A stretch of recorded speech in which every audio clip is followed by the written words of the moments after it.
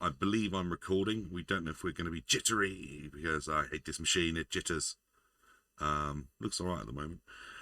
Right, follow up to a little video that I lit, 10-second video of me just mucking around with these drives. Half of the drives I use here, I calibrate, absolutely bob on. And then the other half I like to keep just as rubbish as the average toy box find, because they're like customer drives. But yeah, as everything I do, I like to be a bit precise.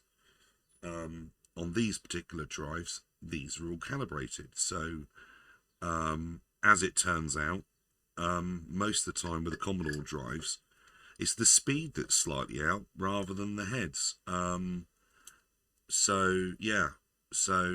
I'm testing like fast loaders for the 499 range, etc., I like to know that it'll work with a precise drive, and it'll also work with a bit of a leggy drive for myself.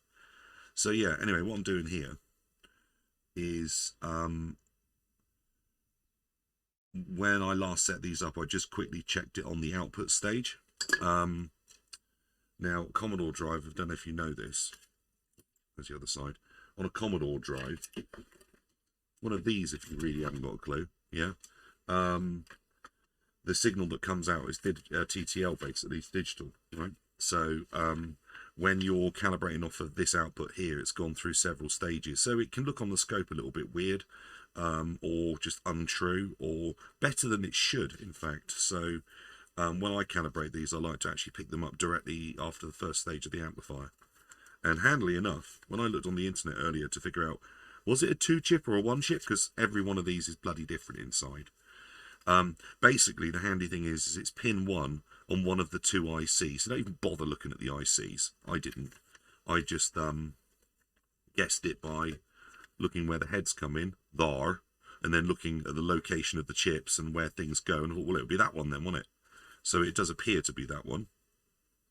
At least that's where I've got the most likely looking signal coming out. Anyway, as he looks at it now, so the head comes in there, that's switched through there, that goes down there, and then it goes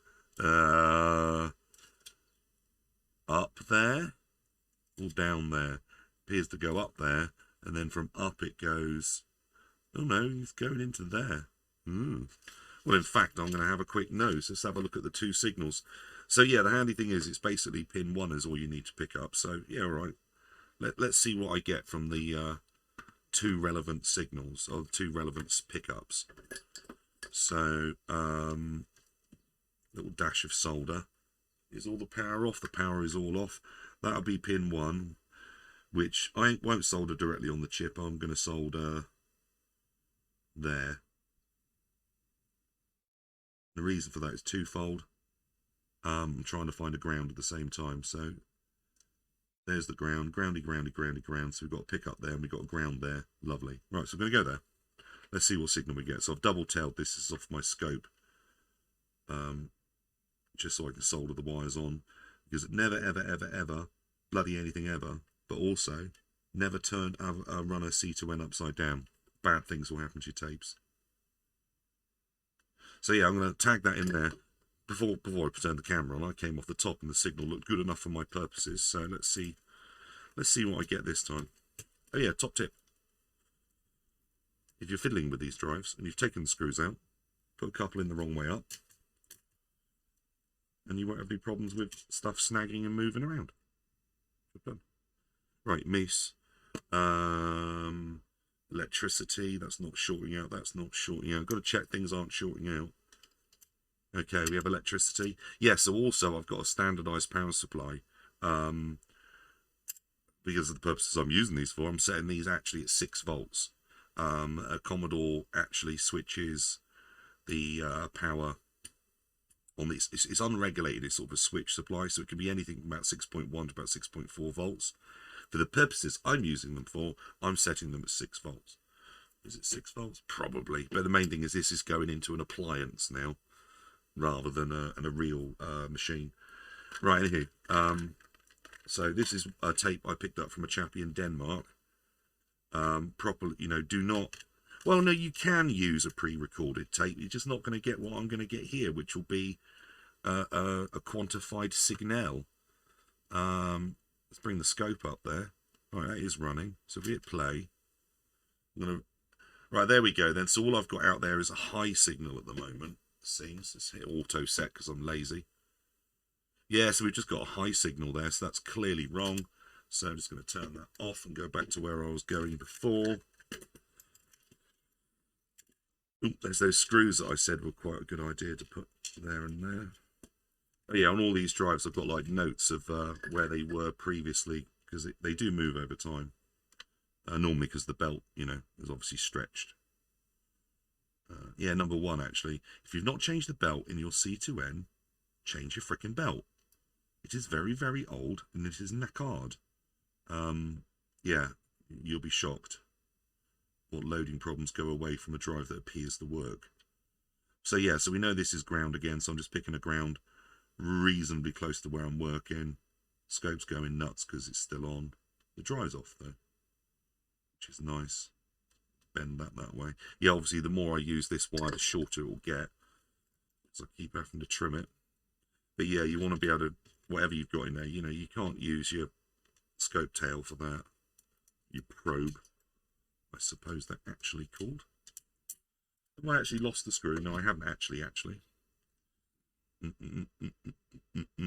Right. No electrics. We have movement. Oh yeah, the test on the belt, which I haven't shown you. If it goes dung, it's tight.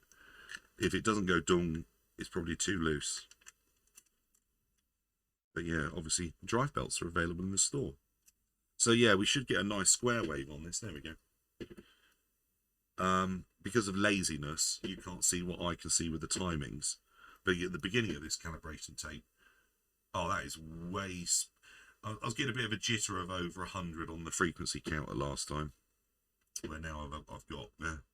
honestly, this isn't actually worth adjusting. But just going to adjust that up because this should be a 3K tone. Oh, can he go a little bit slower? Just a tidger.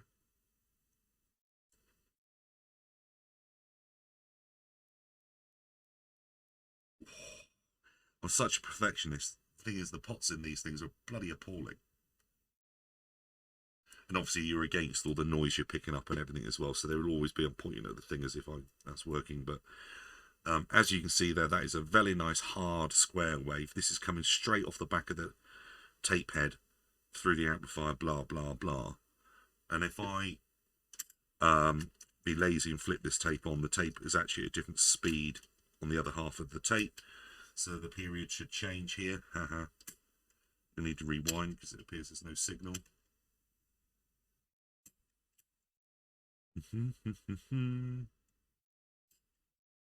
Where's your frickin' tone?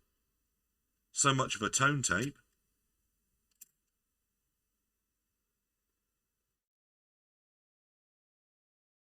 It's where he finds out he's accidentally enabled the erase head. There we go. Do. And that's running ever so slightly too fast. I need to figure out how to get my scope software to give the rolling numbers up in the window there for you. Because what's it saying on the screen there? Literally nothing of use, isn't it?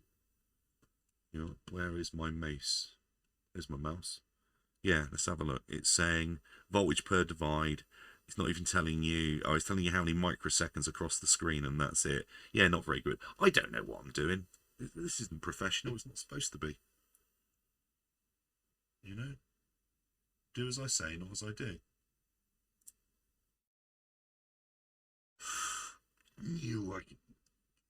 Worth adjusting now. It's jumping like Billy-O. Yeah, the problem is with these tapes is if you chew one up, you have to buy another one. And this tape has now been chewed a couple of times, so it's not the best tape in the world. Yeah, we got a fair average going on there. Yeah, so yeah, basically, yeah, that's all that short 10-second video was the other day. Just the fact that every so often I calibrate my tape drives. And I don't calibrate them by just going twiddly twiddly on the head. No, I calibrate them with science. I've just gone straight back to this because I thought I've got 2 sets of scope leads and a digital. Yeah. So anyway, what we've got now is I've reconnected this all, and I'm just going to bring up there for you, all you boys and girls. Basically, the amplified head signal, and then the digital version of it coming out the drive. What did I say about putting the screws in? Put the screws in, and then you don't get trouble with all the bits. In there, you buggers. Yeah. See, a professional YouTuber would get a minion to do all of this, and then they'd just come in afterwards with some results. But not professional. So yeah, there we go then. So at the top of the screen there, you've got basically the amplified head signal. It's just gone through one stage of the amplifier. And then at the bottom, you've got the square wave version of it, which is nice.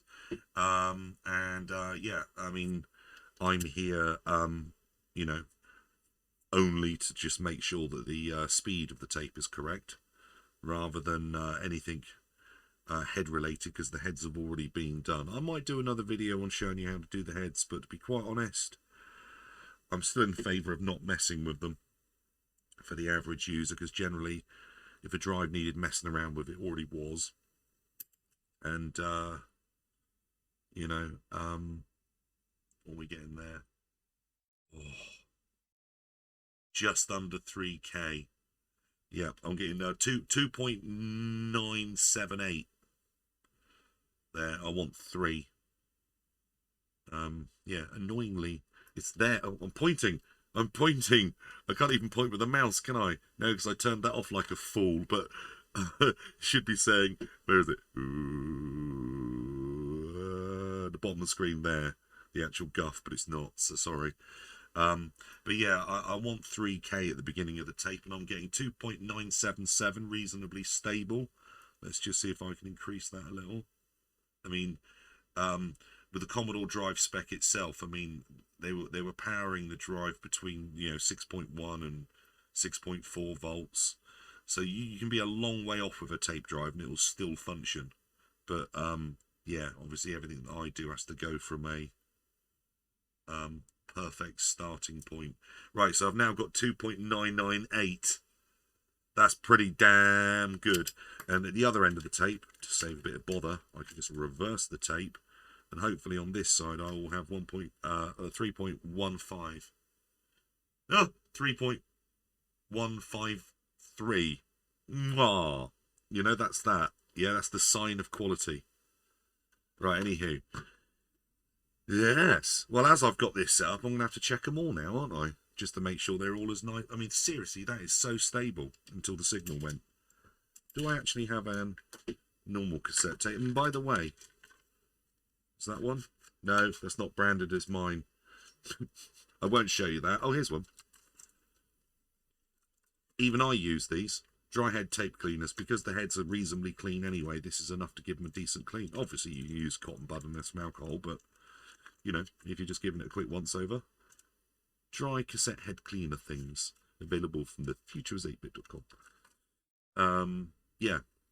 Have I got? I thought I found a tape. Yeah, here we go. So I don't know what's on here. This could be a test run of Brick Rick or something like that. Also available from the futureis8bit.com. So beep. There we go. Look, there's the signal. Beep. Squillalop. Symbiote. That's Spectrum. There we go. Look. Digital dancing. Yeah, of course I could have put a speaker on this as well. All these things I could have done if I was doing a more professional job. I'm not doing a professional job. I'm doing what I need to do my thing. Oh, look, you can see a lapse between the two. There's a sort of delay, which I could probably trim out with the trigger. There we go. It doesn't look very uniform. It looks more uniform on my live scope. Again, a professional YouTuber. Right, anywho, that's that done. So, yeah, until the next time, I will stop this video. Goodbye.